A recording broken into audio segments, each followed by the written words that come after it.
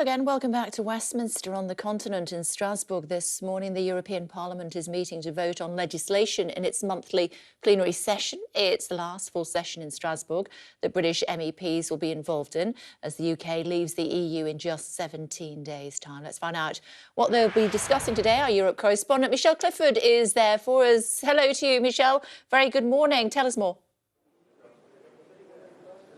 Yeah, I mean, there's a full agenda here. As you say, it's the last full plenary in Strasbourg for British MPs, 73 of them. I have to say, the vast majority of them are extremely sad because they will be leaving as MEPs at the end of the month when Brexit happens. I have to say, though, no tears from the man standing on my right. Let's introduce him, Nigel Farage of the Brexit Party. Big smile there. Nigel, you're a happy man attending your last plenary. Yeah, amazing. It's my fourth different decade that I've been here. Back in the 1990s, I first arrived. And I remember my first speech here saying that we were, in the end, going to leave this European Union. And it looked impossible. I was told I was away with the fairies. And it is happening. So it's a big, historic moment. I couldn't be happier. Yeah, and you do plan a celebration at the end of the month, though, when the European Parliament, let's not forget, has to vote to ratify the withdrawal deal. Yeah, that's right. So the 29th of this month, there'll be a big debate in Brussels, and there'll be a vote after that.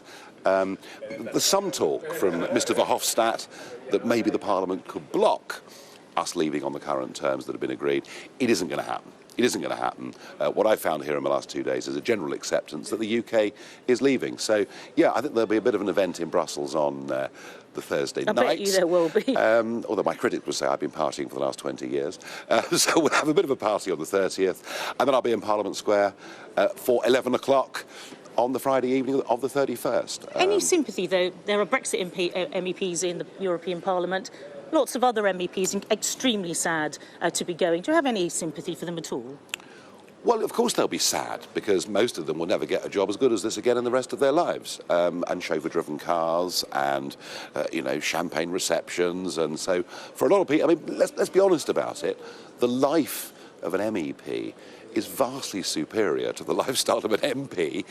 Look, it's politics. We've made a decision, the country's made a decision, and most of those who are unhappy are the same people who've tried to block the democratic process for the last 3.5 years. So no sympathy. Who are you going to miss the most?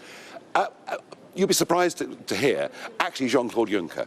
The 5 years that he was here as Commission President, larger-than-life personality, great sense of humour, completely unpredictable, and it kind of proved, for me, that you can disagree on politics but get on with people. I think he's by far the most colourful character that I've seen here. And just a one-word answer, you are entitled to over €150,000 as a transition, leaving as an MP. Are you going to take it or not? Not a penny. You're not going I don't need it. So we had it there, confirmed.